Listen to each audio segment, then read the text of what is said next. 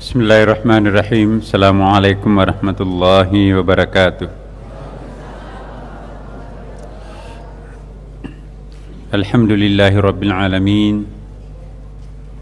Wa bihi nasta'in ala umurid dunya waddin.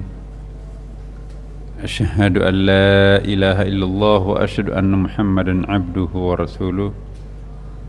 Sahibul burhan.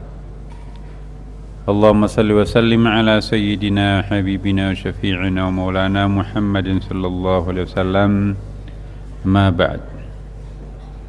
Ibu bapak yang dimuliakan, dicintai, diberkahi Allah, pada malam Jumat Sayyidul Ayyam penuh berkah ini insyaallah kita bersyukur kembali karena masih bisa memenuhi undangan dari hati nurani kita sendiri, hidayah dari Allah Subhanahu wa taala, sehingga kita bisa iktikaf di masjid ini. Tadi ibu bapak menjalankan khataman surah Al-Kahfi dan Yasin. Tadi juga salat berjamaah kita. Insyaallah kita lanjutkan lagi dengan pembahasan yang kelanjutan dari yang pertama yang kita pernah bahas mengenai bagaimana mempertajam firasat.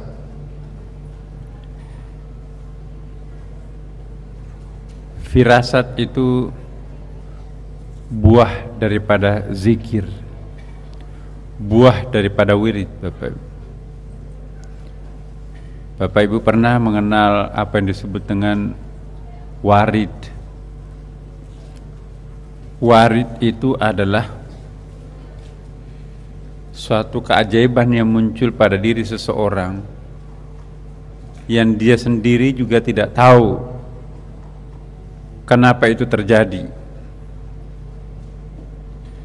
Insya Allah Bapak Ibu, kalau kita rajin berzikir, berwirid, terutama wirid, akan mengalami sejumlah pengalaman ajaib.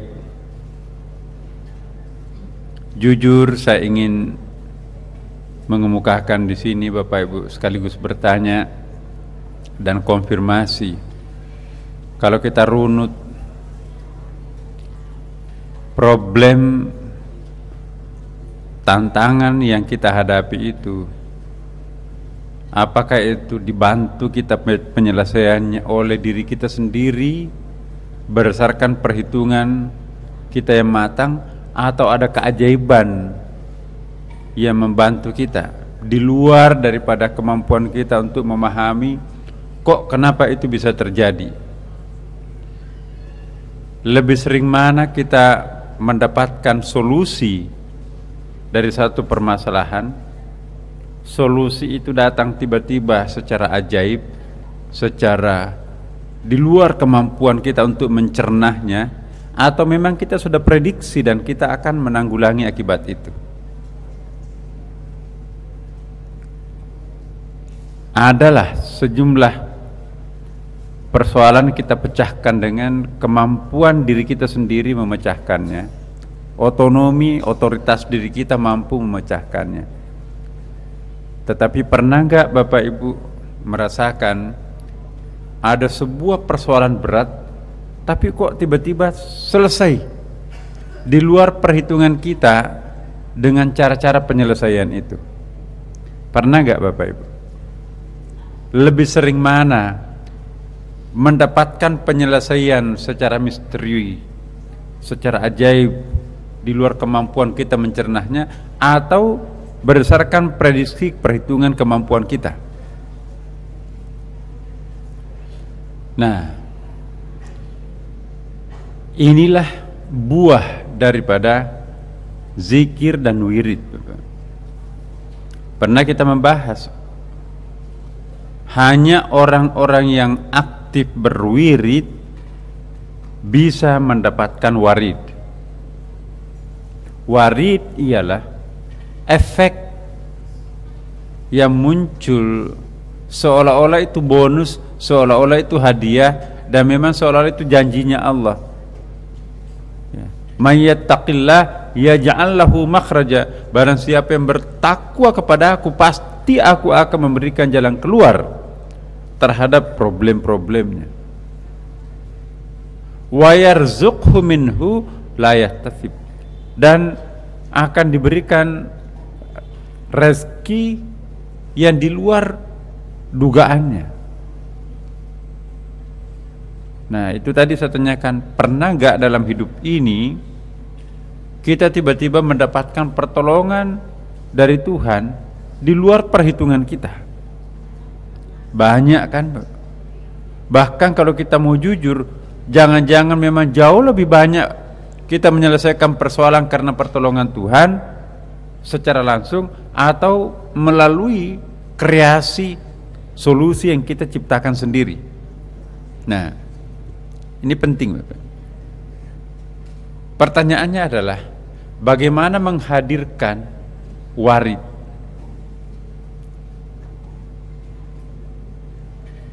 Maka kita harus melakukan wirid. Bagaimana bisa melakukan wirid? Harus diawali dengan zikir. Apa perbedaan zikir dan wirid? Zikir dari akar kata zakarah, mengingat Allah. Kadang-kadang kita hanya sekedar mengingat aja. Tapi lebih tinggi dari mengingat Allah, menyebut dan sekaligus mengingatnya. Subhanallah terucap di mulut, tapi kita mensucikan Allah. Alhamdulillah terucap di mulut, tapi juga kita memuji Allah. Allahu Akbar terucap di mulut, tapi memang betul-betul kita tunduk di atas kebesaran Allah. Iya kan? Itu zikir. Bedanya zikir dengan wirid oleh kalangan ulama, kalau zikir itu mengingat, menyebut, tapi tidak ada aturannya. Kapan saja mau membaca zikir itu, mau pagi, mau siang, mau malam, mau kapan aja. Nggak ada hitungan-hitungannya, nggak ada tata caranya, nggak ada urutan tertibnya seperti apa.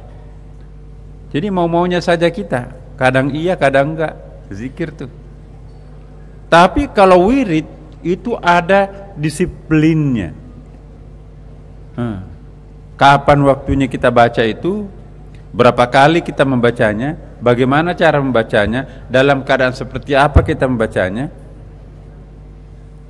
Ya, misalnya kita berzikir setiap habis sholat, baca subhanallah 33 kali, alhamdulillah 33 kali, Allahu Akbar 33 kali. Itu hadis riwayat Bukhari Muslim, disebutkan di dalam kitab Riyadhus Shalihin. Jadi enggak usah diperdebatkan. Zikir 33 kali itu, kenapa 33 kali? Kenapa subhanallah? Kenapa alhamdulillah? Kenapa Allahu Akbar? Tanya sendiri Rasulullah. Ya, enggak usah pakai akal. Kalau Nabi kita memerintahkan, la majala lil aql, udah. Jadi jangan jadi liberal. Pokoknya enggak mau melakukan sesuatu kalau enggak masuk akalnya. Ya. Kenapa Nabi memerintahkan kita membaca itu? Pokoknya jamaah Masjid Sunda Kelapa, pokoknya Nabi memerintahkan ikut. Enggak mungkin Nabi kita mau memerintahkan sesuatu yang tidak bermanfaat untuk kita, kan? Justru keimanan itu akan lebih kokoh kalau masuk akal atau enggak masuk akal. Perintah Allah, perintah Nabi, sami'na wa ata'na. Kalau kita nanti baru mau taat kalau masuk akal terhadap perintah itu masih kita perlu pertanyakan, apakah kita taat karena masuk akal atau taat karena ini perintah ajaran. Kita tunduk karena perintah Allah, bukan tunduk karena ada kemanfaatannya dalam diri kita baru kita melakukan. Puasa misalnya Senin Kamis, ya, kenapa kita puasa Senin Kamis? Karena Nabi memerintahkan. Kalau nungguin dulu, apa hikmahnya ya, apa manfaatnya ya? Oh iyalah, diet, menurunkan berat badan, menurunkan kolesterol. Jadi dalam hatinya kalau kita tanya, kenapa Anda berpuasa? Sebagian untuk karena Allah, sebagian untuk diet. Mana yang lebih tauhid? Mana yang lebih suci niatnya? Saya Senin Kamisan karena Allah. Mau gendut kayak mau kurus, itu urusannya lain. Iya kan?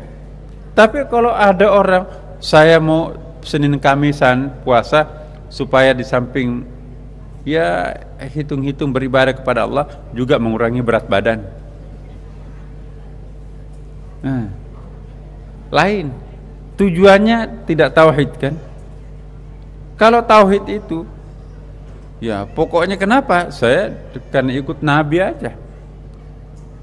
Badannya bagus, ya itu urusan lain. Bonus. Tapi jangan jadi tujuan. Itu.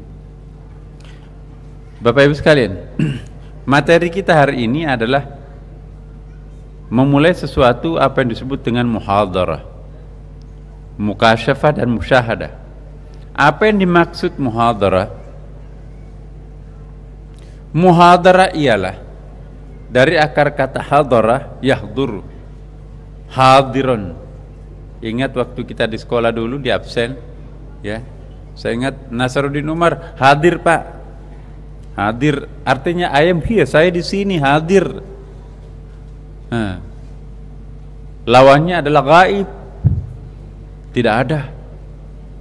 Nah, apa yang dimaksud muhadarah? Muhadarah ialah kehadiran hati. Kok enggak masuk?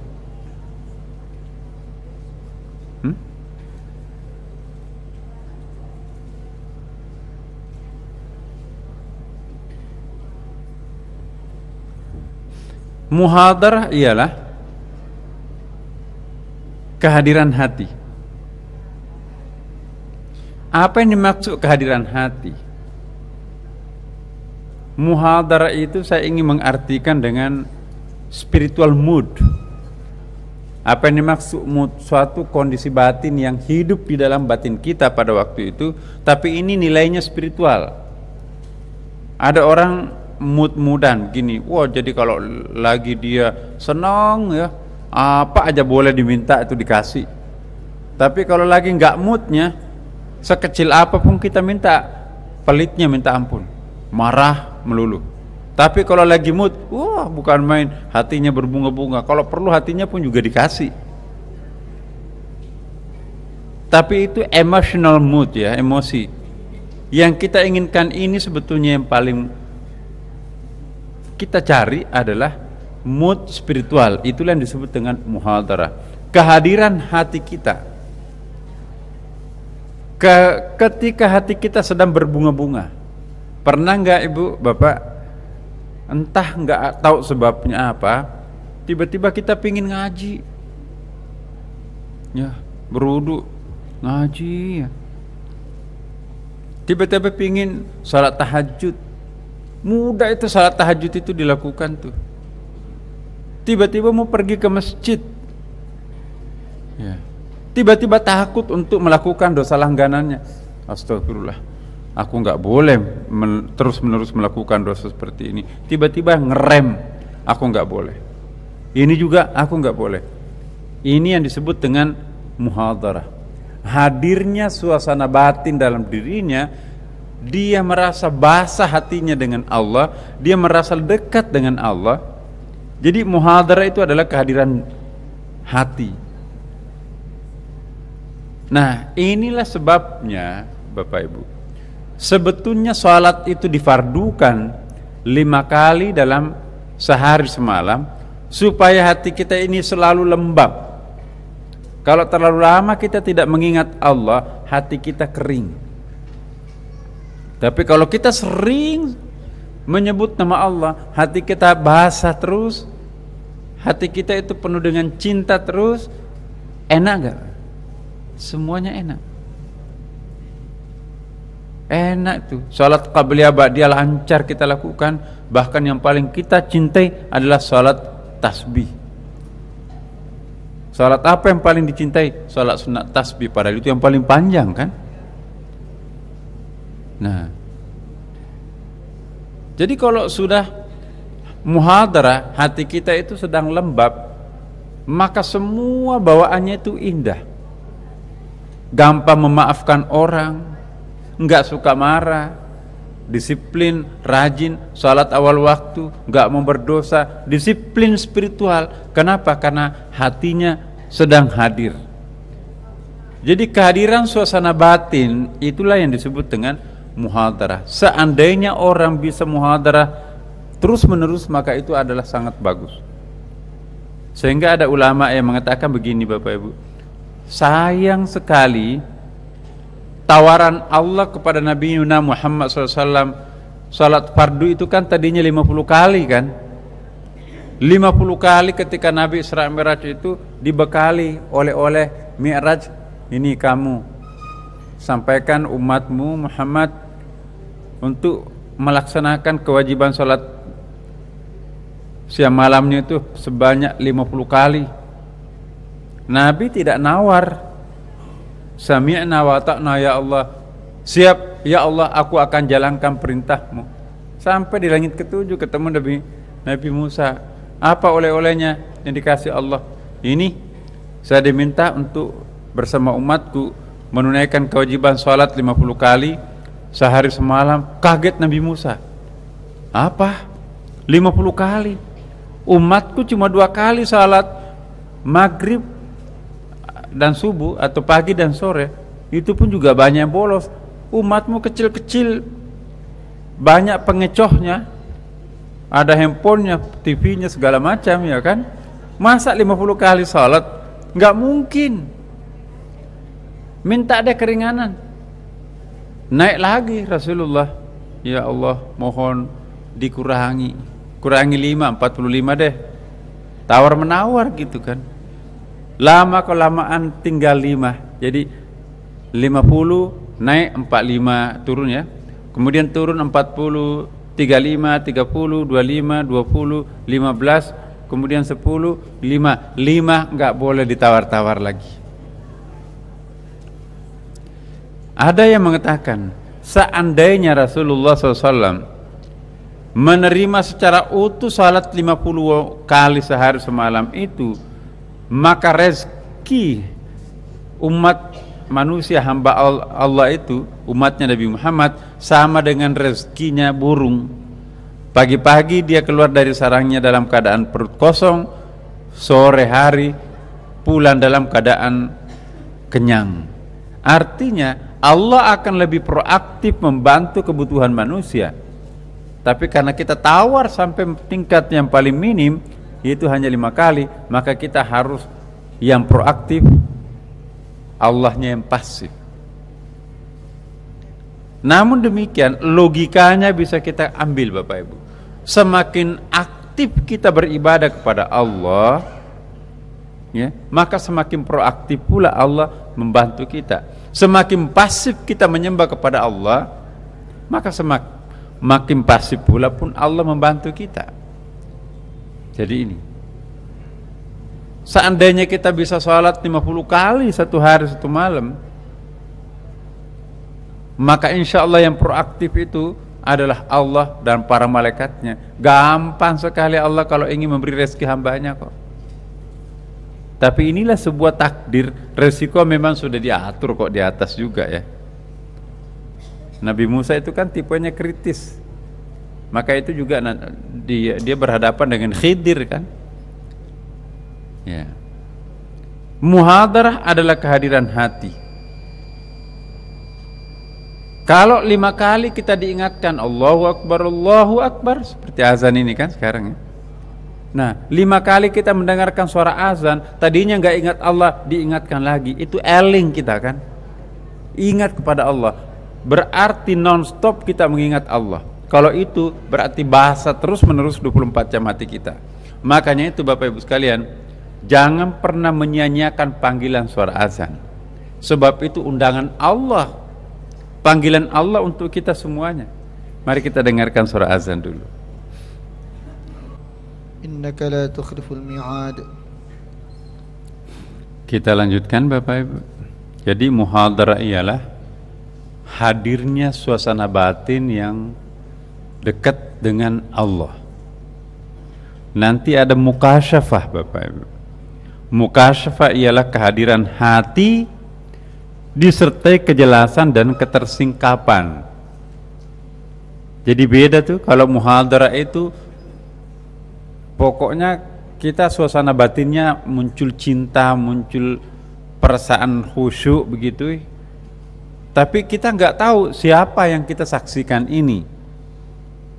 Pokoknya tiba-tiba muncul rajin kita beribadah, baca buku agama, sudah pegang tasbih, ganti channel, wah ngapain jingkrak dilihat, coba channel dakwah, ganti majalah komik itu dengan Quran.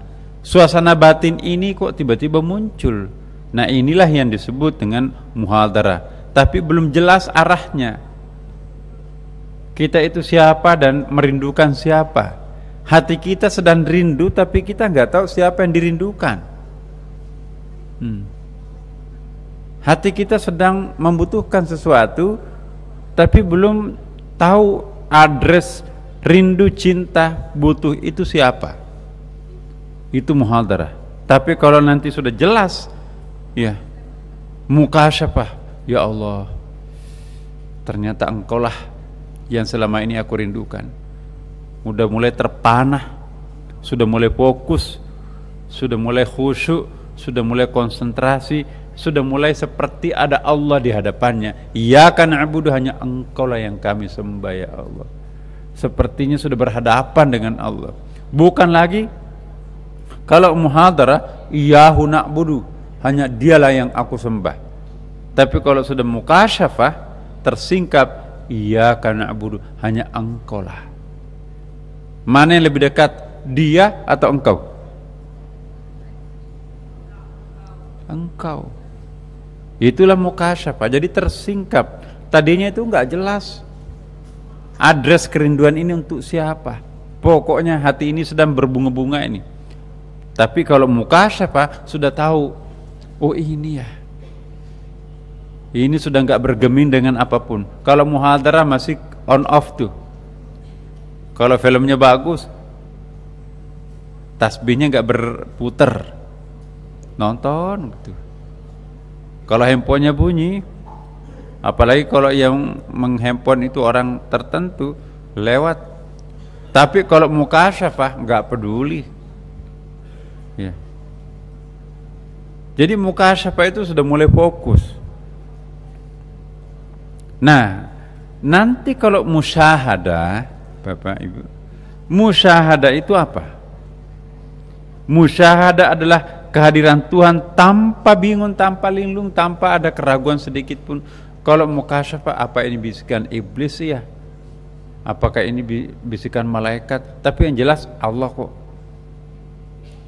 Masih ada sedikit mempertanyakan, apa aku sanggup? Aku bukan orangnya yang ini seperti ini. Aku bukan ustadz, aku bukan wali kok. Jadi enggak percaya. Sudah jelas itu bisikan dari Tuhan, tapi masih diragukan oleh akalnya. Akal ini seringkali menyetop hidayah Allah itu. Hati-hati Bapak Ibu sekalian. Tiba-tiba kita mendengarkan bisikan dari batin kita, kamu lakukan ini. Hei, ini yang terbaik. Dilemahkan oleh akal pikiran. Akal pikir, jangan-jangan itu begini. Udahlah, nggak mungkin kamu seperti itu. Akhirnya kita ragu kan? Begitu kita ragu, udah menguap. Yang pertama hidayah Tuhan itu sudah nggak punya energi, karena kita nggak percaya. Jadi akal ini seringkali mengaburkan ilham.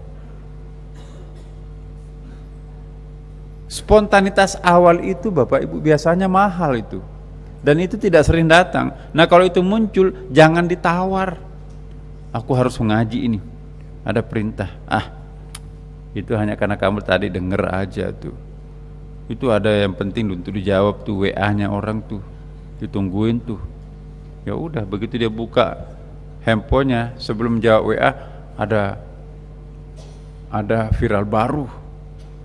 Wah, ada trending topik 2-3 hari ini. Akhirnya lupa menjawab itu, dan yang paling pertama dilupakan, ngaji. Jadi Bapak Ibu sekalian, Kalau orang sudah mukasyafah, jelas arahnya. Kalau muhadarah masih on off. Kalau musyahadah, udah nggak ada keraguan lagi. Ya. Jika langit sir itu apa? Sir itu rahasia, Bapak. Asir, rahasia, yaitu rahasia ketuhanan. Jika rahasia itu bersih dari mendung siter. Apa itu siter? Siter itu hijab. Ya. Satratul aurah, menutup aurat. Jadi siter sinonimnya hijab. Jadi kalau awan tebal ada di atas kepala, maka kita tidak bisa melihat cahaya bulan, cahaya matahari kan. Kenapa? Tertutupi oleh awan gelap. Itu namanya as-sitr. Tapi kalau nggak ada as-sitr, maka kita bisa melihat bintang, bulan, matahari terang benderang. Maka itulah rahasia ketuhanan. Jadi kalau kita ingin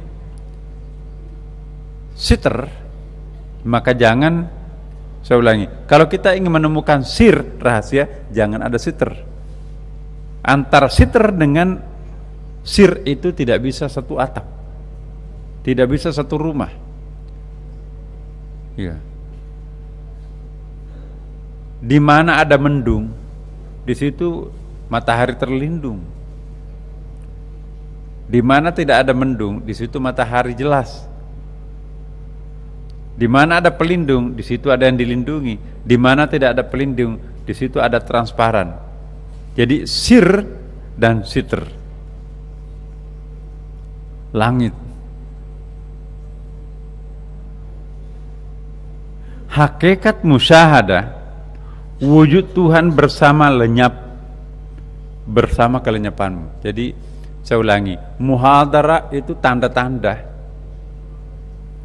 firasat itu ya. Muhadarah itu kayaknya suasana batin ini ada sesuatu yang mau datang nih. Ya. Apa ya yang mau datang? Oh, begitu muncul bisikan, ya, khutuwat, bisikan apa namanya itu ya, bukan khawatir itu apa ya? Melesat itu ya, kayak kilat itu melesat. Oh ini dia. Ada yang melesat tiba-tiba menaruh di benak kita berupa bisikan. Oh ini dia. Itu kode rahasia itu. Akhirnya kita menemukan apa yang kita akan cari. Itulah mukasyafah. Tapi kalau masih mukasyafah, masih iyyaka na'budu, engkau. Tapi kalau musyahadah udah jelas. Kalau mukasyafah, ya, saya berikan satu contoh ya. Kalau musyahadah, apapun yang kita lihat itu cantik, apapun yang kita lihat itu adalah indah, apapun yang kita lihat itu kita cintai. Begitu melihat kucing, alhamdulillah. Begitu kita melihat kembang ini kok nggak pernah disiram menjadi kuning, maafin ya, pembantu pulang kampung, saya yang siram engkau sekarang. Ya. Kucingnya lihat, oh kamu lapar ya. Pohonnya, subhanallah, ini pohon ini luar biasa manfaatnya melindungi kita daripada terik matahari. Jadi semua yang tampak di matanya itu adalah indah. Itu muhadarah. Meningkat muhadarah itu menjadi mukasyafah kalau melihat pohon itu, subhanallah, ternyata wahai pohon, engkau bukan pohon. Sekian lama saya anggap kamu hanya pohon titik, ternyata engkau juga adalah simbolnya dia. Kucing, sekian lama saya anggap engkau hanya kucing, ternyata di balik kekucinganmu ada sesuatu. Wahai karpet, setiap hari aku duduk di atasmu, tapi ternyata engkau bukan karpet, Di balik kekarpetanmu ada sesuatu yang lain, ada yang hidup di dalam batin saya. Itu sudah mukasyafah.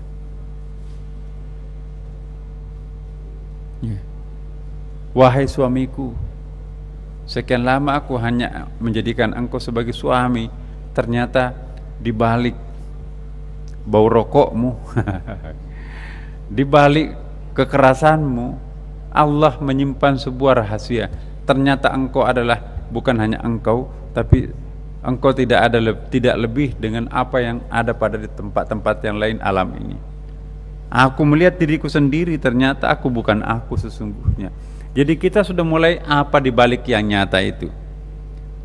Kalau muhadarah merasa kok indah semua, tapi belum sampai membaca pohon, siapa sih sebetulnya engkau tampil sebagai pohon? Bulan, siapa engkau tampil sebagai bulan? Itu masih muhadarah. Tapi kalau orang sudah faham, begitu menatap bulan, indahnya tajallinya Allah. Pohon, engkau ternyata adalah tajallinya Allah, engkau wajahnya Allah. Nah itu sudah mukasyafah. Tapi kalau sudah sangat fokus, nggak ada keraguan, itu bukan mukasyafah lagi, musyahadah. Pasti. Nah kita lihat.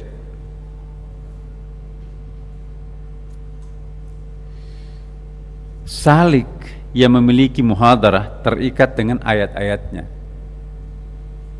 Jamaah Masjid Sunda Kelapa dalam kurung salikin, salikat. Salik artinya orang yang berjalan mencari kebenaran. Ya. Para salikin itu memiliki muhadarah. Salik yang memiliki suasana batin yang mood tadi itu terikat dengan ayat-ayatnya. Apa itu ayat? Tanda-tandanya. Semuanya ini adalah tandanya dia, tapi dia belum ngeh. Hanya permukaan-permukaan aja, tapi sudah mulai bisa meraba-raba. Emosinya sudah mulai bangkit. Kalau orang awam, gafil, nggak ada emosinya, nggak ada chemistry-nya dengan alam. Pokoknya begitu lihat pohon, ya pohon, titik. Begitu lihat bulan, ya memang bulan, memang ada apa? Nggak ada chemistry-nya, nggak ada keterikatan batinnya. Tapi kalau kita sudah mulai merasakan, Masya Allah, dinding ini semuanya warna-warni. Masya Allah, ada kambing, ada kucing, ada batu, ada segala macam. Konfigurasi makhluk Allah ini. Jadi sudah mulai merasakan ada chemistry, itulah yang disebut dengan muhadarah. Itulah yang disebut dengan salik yang memiliki muhadarah terikat dengan ayat-ayatnya, tanda-tandanya.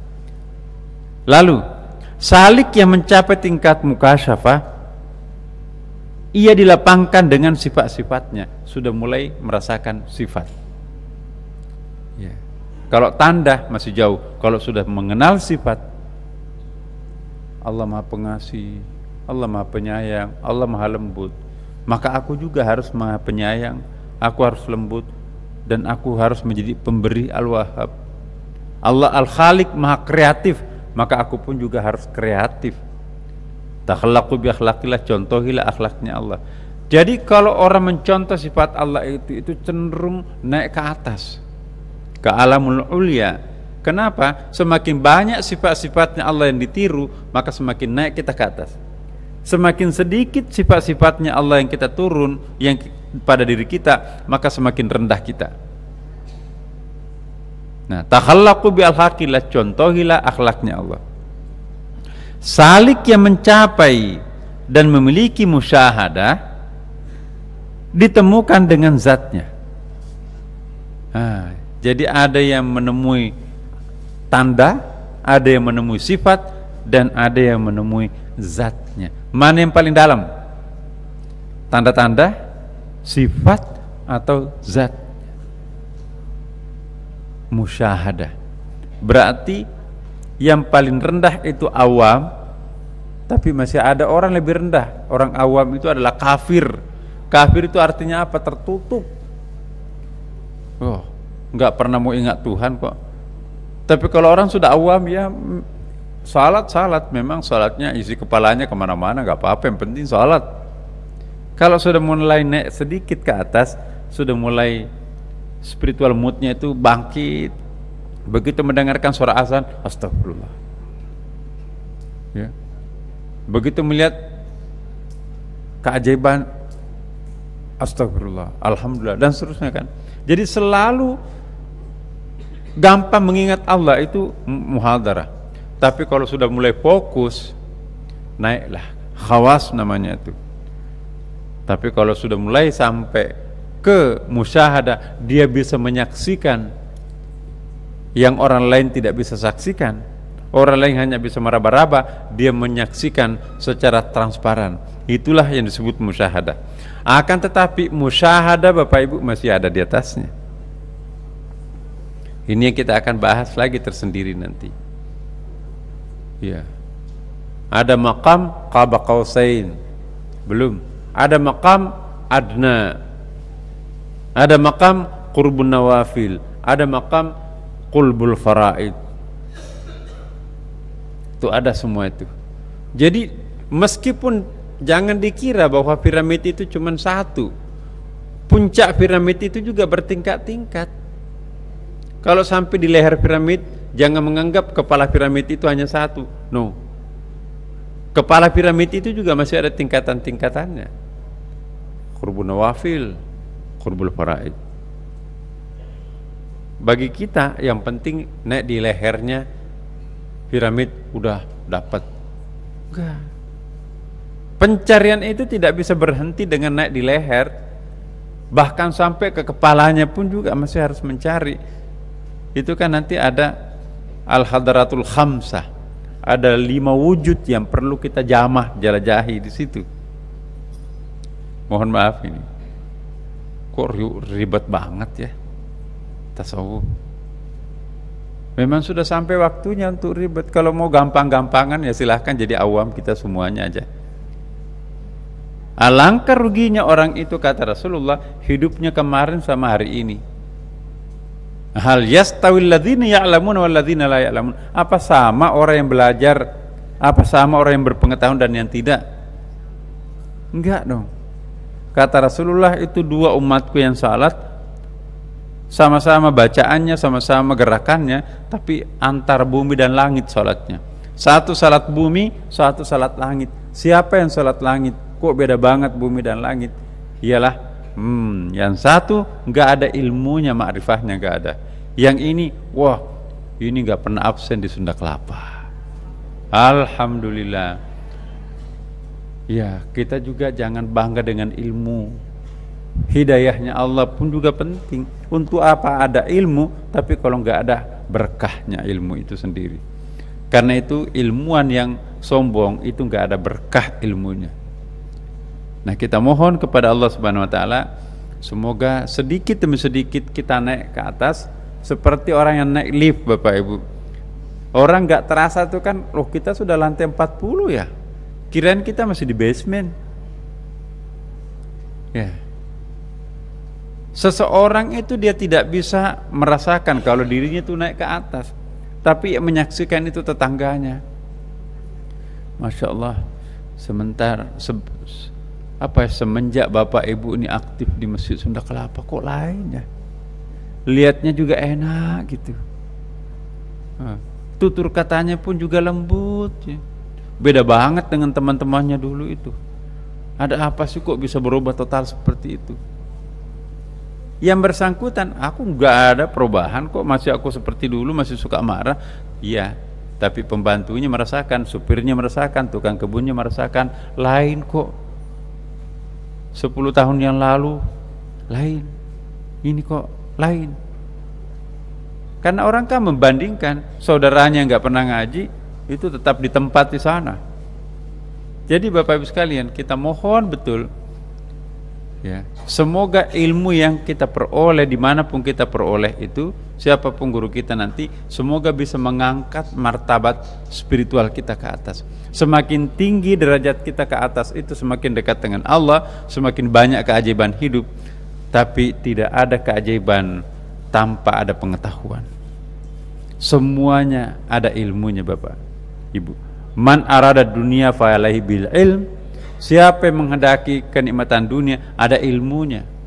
Wa man aradal akhirah, siapa yang menghendaki kenikmatan akhirat, fa alaihi bil ilm, ada ilmunya.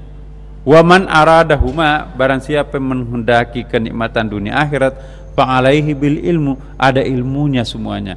Orang yang tidak pernah mencari ilmunya, maka jangan mimpi akan mendapatkannya. Karena itu tuntutlah ilmu dari ayunan sampai liang lahat. Tuntutlah ilmu sampai ke tanah Cina. Ya. Jangan memandang enteng ilmu pengetahuan. Saya kan sudah tua, nggak perlu lagi belajar. Tidak. Ya.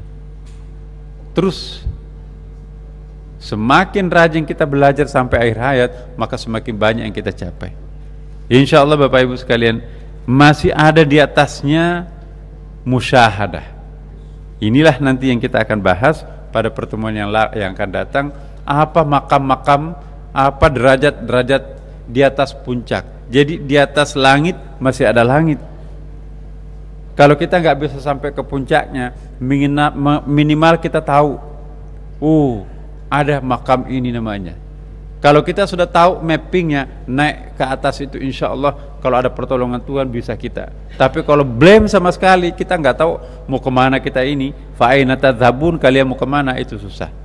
Karena itu Bapak Ibu sekalian, kita bersyukur atas segala kenikmatan Allah memberi kesempatan kita untuk mencari, menambah wawasan dan ilmu pengetahuan. Semoga ada manfaat untuk kita semuanya Bapak Ibu sekalian.